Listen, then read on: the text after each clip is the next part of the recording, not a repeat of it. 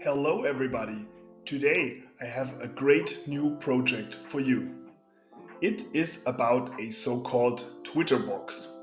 Maybe this is a German product that you've never heard about, but this is something that I got as a gift a while ago. The idea is quite simple. It's a little device that looks like a bird's house, and you can place it somewhere in your house, preferably maybe in your bathroom or in your toilet. And whenever you enter the room, it will play some very relaxing sound. For example, some tweeting birds, or maybe some jungle sound, or whatever you like. So they offer it with different sound variants and also different outer appearances. This is how the device looks like. Actually quite simple. It has a speaker and it also has a little motion detector. So whenever you enter the room, it can start playing the sound. But there are two things that I do not like so much. The first thing is it is battery operated. So you always have to replace the batteries when they are empty. I think they hold for a while, but still you have to replace them. And the other thing that's annoying is you have a motion sensor in your room, but it cannot be connected to any smart home to use it for any other purposes. For example, you could automatically turn on the light as well, but it doesn't work because it's a motion sensor that you can only use for this specific purpose. So I decided that I want to build my very own smart Twitter box, and the idea is that this box does not only play sound, but you can also configure the sound that's going to be played, and it also allows you to be able to use the motion sensing for other purposes in your smart home, and the device will not be battery operated but mains power operated. Let's jump right in. Smart home maker, rock the beat. Innovation at your feet. Build it up, don't complicate. Home solutions, you're the mains. So what do we need to get this project started? First of all, we need an ESP32 dev board. For example, a D1 Mini. Then we also need a motion sensor. But for my purposes, I decided that I do not only want to be able to sense motion, but I would like to be able to sense presence. So that's why I decided to go for an LD2420 presence detection sensor. Furthermore, we need an amplifier to amplify the audio signal. For example, a MAX 98573A amplifier. And we need a speaker as an output for the sound. For example, a normal 5 watts speaker. And then we also need a 5 volts power supply together with a USB cable to power the D1 Mini. We need some jumper wires, and of course we need a 3D printer or a 3D printing service in order to be able to print our custom housing. And here's the wiring diagram. You can see that the ESP32 dev board serves as the heart of the architecture, and then we connect to it on the one side the MAX 98357A amplifier and the mmWave presence sensor. The mmWave presence sensor is quite simple to connect. We have to connect 3.3 volts power and also ground, and then we have to connect the RX and TX pins of a UART port on the ESP32. It's important to note that there are only 3 UART ports available. One is usually blocked by the logging of ESPHome. I'll explain that again later on. And we have to find a free one that we can use. And then it's also important to make sure that we connect RX on the one side with TX on the other side and vice versa. And then the second thing we have to connect is our MAX 98357A amplifier. Here we have a little more to connect. We have to connect the voltage in, which is also 3.3 volts. We have to connect the ground, and then we have to connect D in, which is data in, and then the BCLK and the LRC. And you can see that I connected them to the GPIOs 32, 25 and 14. We will see how that transforms into the YAML code later on. And then you can connect your speaker directly to the amplifier.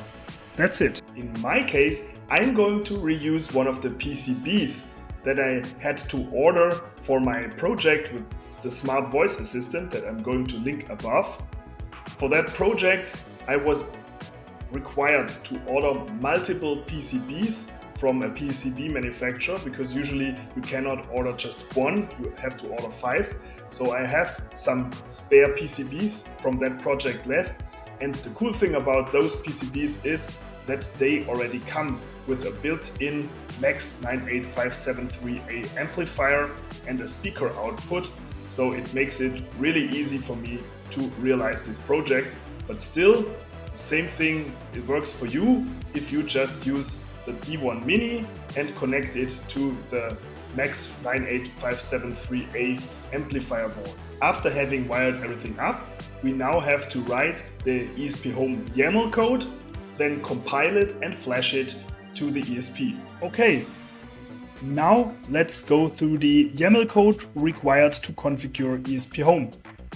I don't want to go through all of this kind of boilerplate code which is above here, which is, defining the Wi-Fi and the ESP platform and all that stuff.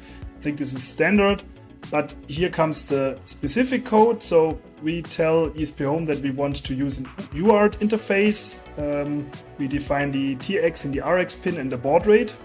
And here it's important to know that first of all, the ESP usually has 3 UART ports built in, and you have to pick one of those. So you cannot just use any GPIO pin. You should use the ones where a UART port is assigned.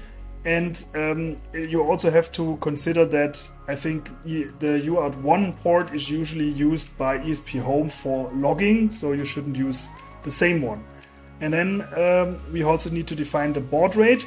And here it's important because the UART interface is used by the LD2420 module to communicate with the LD2420 mmWave presence sensor. And there are different firmware versions available for the LD2420. Depending on where you buy your module, you might get an older firmware version, and the older firmware version has a higher baud rate to be set. And also the pin assignments on the hardware board are different. So this is important to note. I have the newer firmware version, and here we have the 115/200 baud rate, and we have the newer pin assignment that you also saw in the wiring diagram. Then we tell ESPHome to use the LD2420 component, and then we define different sensors. Most importantly, here's a firmware sensor, not so important, firmware version. This one is interesting. This is the moving distance. So this tells you how far away from the sensor is the object that's currently being tracked. So that means a person, and how far is this person away from the sensor. So you can use this for further automations. For example, if you want to have one automation when someone is quite close, and one automation when someone is far away from the Twitter box, for example. The next sensor is also very helpful. This is a binary sensor that tells you whether there is someone present or not. And I use this to play the media from my Nabucasa URL here. So on press means when this binary sensor is active, then play media. And then we have some further sensors you do not really need, but you can put them there. Those are for configurations and for detail adjustments, which are explained in the LD2420 ESPHome page. It's very interesting to read through that because it makes sense to calibrate the LD2420 sensor depending on your room, so that it knows the different signal strengths in different areas depending on your furniture and all that kind of stuff. So this is very good to have these here, because then you can configure everything with a simple button press from Home Assistant. Yeah, so you see all that. And then Now we go away from the LD2420, we go to the I2S audio. This is important for the communication with the amplifier. So here I have to define actually the kind of pin out, and I mean this one we don't need. Can remove this because we don't have a microphone at the moment. My board I'm using, which I built for the voice assistant, has a microphone input built in as well. That's why it was still in the code, but we only need the output, and then we have to define the 2 pins here as it is in the wiring diagram, and we add a media player, and we tell this media player that it should use the I2S audio output for playing the sound. So that means the sound will be sent to the amplifier and from there to your speaker.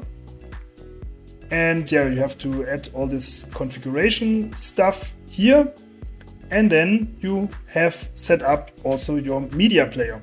And then I added also a switch, which is just for also testing purposes. So you can flip this switch and then it would also start playing the media just for testing purposes, and it will turn off the switch again. So you can always switch it on and it plays media, then it switches off again. Now we have to compile all of this code and then upload it to the ESP. I'm assuming that you've already watched some of my older videos or already are familiar a little bit with ESPHome, so you know how you can flash a device with first of all with ESPHome, and then later on also use the wireless photo update. But if you're not familiar, then I can link a video here where I explain the process in more detail, and you can just watch that video to find out how you can do that. So our first prototype is ready now. This is the custom PCB connected to a speaker and also connected to the LD2420 mmWave presence sensor. We can now flash the software. This is how it looks like in Home Assistant. You can see that we have our media player that allows us to not only play the Twitter sound, but also play any other sound directly from Home Assistant. We have our button to start playing the sound just for testing purposes. We have our moving distance, and you can see I'm currently sitting quite close to the sensor, so when I'm moving a little bit around it changes value, and it also detected presence because I'm sitting very close to it. And then we also have some configuration values where you can adjust the thresholds and different settings of the LD2420 sensor, which is also quite helpful because you can do that right from Home Assistant. And we also have some further information. You can restart the LD2420 module, you can read out the firmware version, etc. Now I'm going to play the sound just so that you hear that it works. And I brought the speaker, the little speaker, quite close to my microphone, so you should now hear the sound when I start playing the sound here.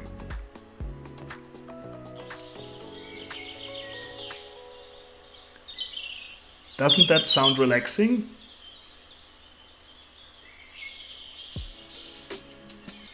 And of course we can pause it. Now what's really important about the product Twitter box that you can buy is that it does not only do its job, it also looks nice. So you can place it somewhere in your house and it does not annoy you because it's ugly. So a very important requirement here is that we build a very nice housing so that we can place it somewhere in the house without your family not accepting it. Here you can see the housing that I designed. I think it looks quite nice and comes quite close to the original Twitter box. And then you also see this is the lid and this is the bottom part where we have the possibility to put in threaded inserts so that I can easily screw the PCB to the housing. And now we can send everything to the 3D printer. Here you can see that I print the lid kind of upside down, like you would normally not do, because then you need supports, but I want the outer part to look quite nicely. After having printed the housing, we have to assemble everything. As already explained, I'm using melt-in threaded inserts in order to be able to easily screw the PCB to the housing. Now comes the little downer. After having printed everything and assembled everything and trying to put it together, I realized that the speaker is a little bit too high, so I cannot completely close the housing. So I have to reprint the bottom part and then also put the threaded inserts back, etc. So this will take a little while, and I'm going to go on vacation now. I wanted to show you this video, so that's why the project is not finally finished, but I will let you know once I have finally finished it in the future. I hope that you really liked this tutorial and that you're now able to build a smart Twitter box yourself. If you have built one, then please let me know in the comments. And also, if you have any questions or not sure about things, then please ask your questions in the comments. And if you like my content and you want to know more about my upcoming projects, then please subscribe and hit the bell in order to get notified also about my upcoming videos. Thank you, bye bye.